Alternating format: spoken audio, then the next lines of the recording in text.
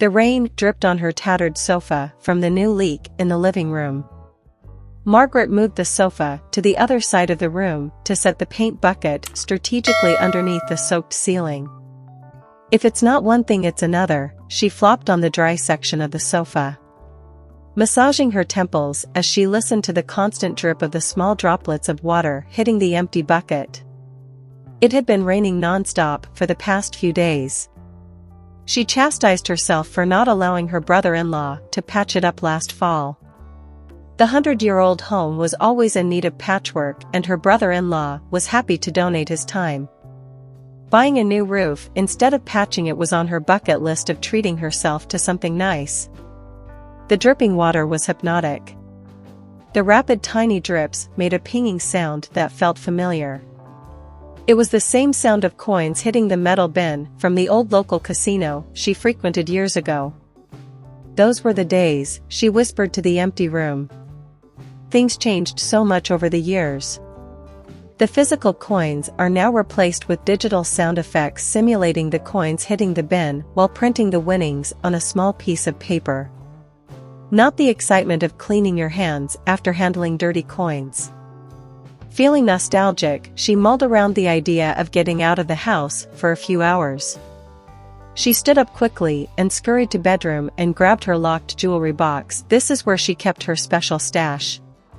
Whether it was a new scarf or a girl's night out, the money that was folded and stuffed in the blue velvet-lined middle drawer was designated for guilt-free spending. She kicked off her Crocs and slid into the mustard-yellow duck boots still drying in the mudroom.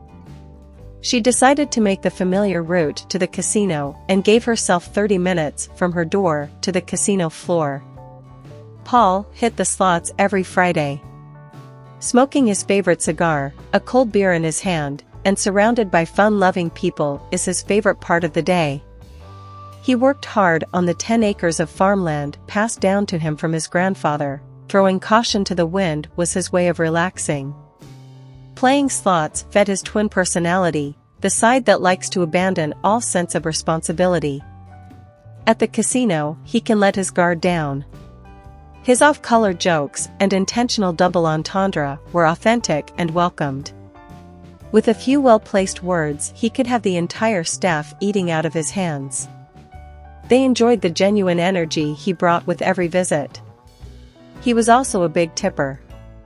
He never asks for more than a refill on a cold beer, and the best server will never allow his beer to lose that snap of carbonation to guarantee a big tip payroll. The mixture of cigarette smoke and musty carpet aroma hung in the air, with the occasional burst of some sort of berry scent hit her nose when walking through the front entrance. It only took Margaret a few seconds to feel comfortable. Her shoulders relaxed and she walked with a little more purpose as she scanned the casino floor. It felt bigger than she remembered. The old 3-reel, coin-fed machines were replaced with taller cabinets, bigger screens, and TV or movie-themed animation. The flutter in her belly confirmed her anticipation. Her eyes bounced from the purplish carpet with yellow and orange swirls to the bright lights racing atop the shiny black machines. She had a foolproof method for selecting the right machine. She sauntered past the first bank of machines, stopping briefly at one that had a huge ox running across the screen. The right machine would call her and urge her to play because she wouldn't be able to walk away. She continued through the carefully constructed maze that guided her to consider in as many choices as possible. The 4 tall game show-themed machines lined against the back wall caught her eye. She was very familiar with the game show. It was a regular after-evening news staple in her house. She was pretty good at solving the puzzles. "Excuse me," she grabbed the back of the heavy chair to pull it back from the machine. A senior used the seat to rest her portable oxygen tank, and a middle-aged gentleman on the left made the chair his footrest. "Come on in, young lady, the beer is cold and the machines are hot." The gentleman quickly moved his feet. Margaret giggled. It's been a while since she was called young. "You winning anything?" "Winning enough to keep playing," Paul chuckled at his own joke. "That works for me. Enough to keep playing." Don't you just hate it when you lose it all in one machine soon as you walk through the door? Margaret rattled on when she was nervous or anxious. I'm here every Friday, and this is my first time laying eyes on your pretty little face. It's been a while. She took a deep breath to relax a bit. Well, settle in, thumping his chest, and let Paul show you how to do this. The cocktail server came through with Paul's third beer of the evening. Get yourself something, sweetheart. He gestured toward Margaret. It's free as long as you play. I'll take a beer too. She looked towards the server for approval. Paul, don't be trying to take this lady home with you. The cocktail server sang out loudly. Paul chuckled deeply into his chest. Girl, you better watch him. The cocktail server spun on her heels toward the bar. Margaret smirked with a simple head nod. She chose the right machine. It was generous. It kept the free beers coming. The more she drank, the more she warmed to Paul's unyielding flirting and off-color jokes. The intense personal attention took her mind on a journey of younger years. She was once quite a looker, and was never short of male adoration. Paul woke her hibernated feminine side and captured her attention. He held on to every word as if each were nuggets of gold. He listened to her many travel adventures, and she was swallowed up when hearing of his compassion to rehome a 150-pound Great Dane puppy, Charlie. Paul welcomed the opportunity to be the owner of the beautiful pup when his neighbor had to suddenly move away for a big job across town. His home was surrounded with several acres of farmland for the pup to stretch and grow. The conversation flowed naturally as if they'd known each other in another life. Damn. Margaret slapped the spin button with intent. That was my last dollar. She gathered her raincoat and umbrella. I need to get home anyway, it's getting late. With the enjoyable conversation, she hadn't stopped to check her phone. It was 11 p.m. She was expected to open the doors of the grocery store the following morning, since it was her Saturday to work. Don't go yet. Stay for one more beer.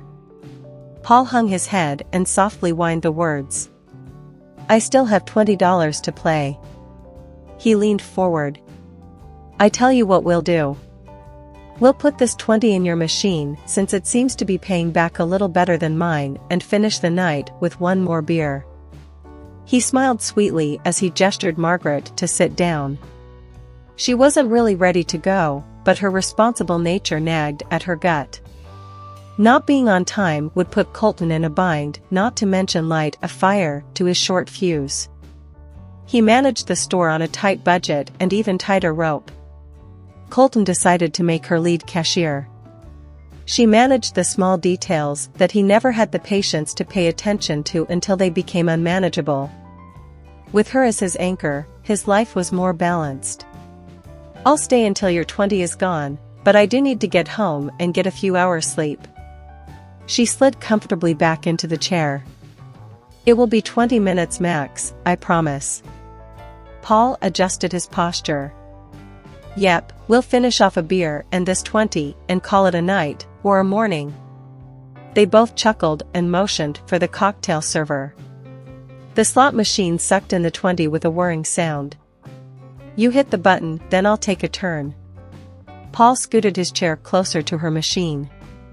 The chairs were so close the side of his thigh rested on hers. This way we both get a chance to play a while. Margaret soaked up the attention like a dry sponge. She blushed and smiled so much that her lips stuck on her teeth. Her mind swirled with beer-soaked thoughts. I really need to get home. This feels good. I'm glad I came out. I really need to get home. She couldn't pull herself away from the flirting. Her last-minute decision to visit the casino gave her more than she bargained for and was a welcome diversion from home. Paul was right, the 20 lasted about 20 minutes, the beer only a few minutes longer. They played the machine as if they were kids on a playground. They hit the button and they hooped and hollered, "Winner, winner chicken dinner." They made winning $3.50 sound like they hit thousands. The other players spending the night at the casino joined in the noisy celebrations. A few of the players watched the couple grow closer as the night grew longer and started their own conversations on who was going to make the first move. They even bet if Paul and Margaret were going to take advantage of the casino's comp hotel room for those that had a few too many beers. They unknowingly became the Friday night entertainment. They both tilted the bottles simultaneously as if planned, to get the last of the beer that usually hides in the bevel on the bottom. They were no longer just sitting close to each other, they were practically in each other's lap, laughing loudly, oblivious to anyone else around them. Ding, ding, ding, the last spin paid $3. The night was nearing its end. Let's get the heck out of here, I need to get some sleep. Margaret was pretty giddy and grateful for the good company. Okay. Paul quickly stood from the chair and offered his hand to help Margaret. She smiled sweetly as she laid her hand in his. Between the beer and her but, now feeling numb, she welcomed the help. Paul grabbed Margaret's hand and slowly raised it to his face. Frankly, my darling, I've had a wonderful evening. He placed a beer-wet kiss on the back of her hand. She blushed and motioned at the machine. Push the collect button. Get your last $3, she sang the words to the tune of the popular casino song. He laughed at the reference. He stroked the back of her hand with the palm of his and held it. We're going down together. He guided her hand to the big round button and used both their hands to push the max spend button. Margaret threw her head back against his chest as she laughed at the romantic way that cleared the credits left in the machine. Margaret turned towards Paul and gave him a huge bear hug. I've had a ball. Margaret secretly hoped to hear the ding, ding, ding of the machine, calculating a few more pennies to play. The machine was silent. The other players on the floor watched as the couple tried to pull away from each other. Damn man, you see that shit? The man that invested his night watching them and was the first to bet on them taking advantage of the hotel room, surprised himself by shouting out loud to anyone that was in earshot. They hit the damn jackpot. He pointed at the flashing lights on top of the machine in front of Margaret. The red and white lights lit the ceiling where the eye in the sky could capture everything on tape. The game show machine was a statewide progressive. Playing the maximum bet was the only way to have a chance at hitting the jackpot. When a jackpot is hit, the machine automatically locks and displays a big red sign on the screen with instructions to verify it is illegal. The lights and an electronic message alerts the casino authorities instead of the loud ringing bells.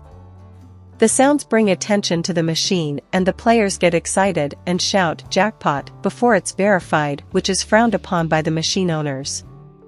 These types of jackpots must be officially verified before it can be celebrated.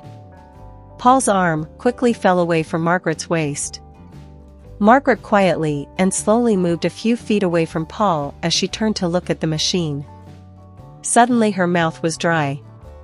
$953,724.16. She had never seen so many numbers behind a dollar sign in her life. The casino staff was excited as well. It had been a while since this location had any major jackpot attention. They could finally make use of free advertising. A jackpot of this size would most definitely be on the local news. Jackpots always brought in more players. But they had to be patient, they couldn't call in the media or make any announcements just yet. The proper authorities will have to be called in and verify the jackpot is valid and there was no malfunction on the machine before they could sign over any winnings. The moment the jackpot hit, the state officials were notified automatically. The machine is designed to lock and disable the other machines displaying the jackpot in casinos around the state. The celebration would have to wait until Saturday afternoon. The slot attendees and supervisors quickly made their way across the floor to the couple with a clipboard loaded with tax forms to document the necessary information before the presentation of money. The winner's information is safely secured until the final verification. Congratulations. The supervisor spoke in a tone more like a greeting, careful not to promise anything in her inflection until the winnings were validated. She explained what information was required and the details of what to expect on Saturday. We need the name, address, telephone number, social security card and driver's license of the winner. She provided the laundry list as she extended the ink pen along with the clipboard in the air. Who's the winner? The music coming from the ceiling speakers seemed louder than usual. Paul and Margaret briefly looked at each other and then at the casino staff without response. I'll make it easy. Who hit the button for the winning spin? The supervisor was trying to make it clear she needed a single winner. The hand that was on the button when the jackpot was triggered. We pressed the button at the same time. Me time, we hit it together. Paul quietly stated the facts. That doesn't help, whose money was it? The supervisor tried to clear up what was beginning to be a sticky situation. It was originally Paul's 20, but then of course the machine kept paying back, so we started playing what the machine gave us back. Sue. Margaret was getting anxious. We'll check the cameras to verify who is responsible for the jackpot. She tried to sound supportive and non-biased. Just split it in half and we both sign our own portion and we'll be done with it? The usual friendly carefree tone of his voice soon disappeared. We can't do that. We can only have one person's name on the winnings and the taxes that apply. The supervisor presented an option.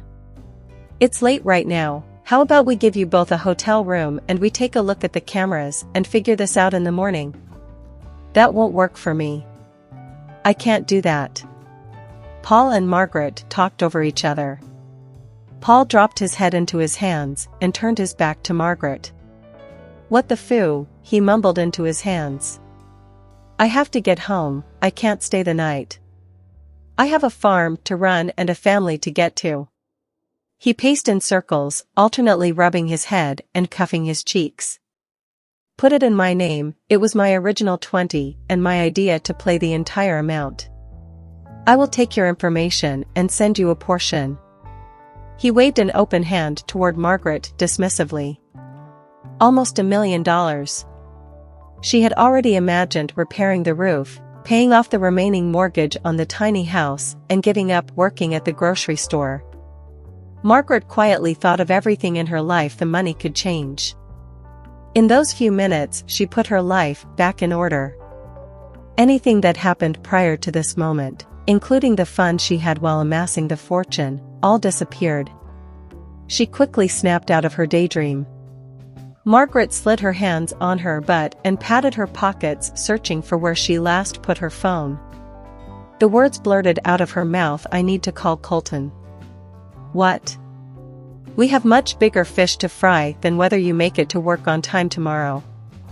Paul waved his arms in exasperation.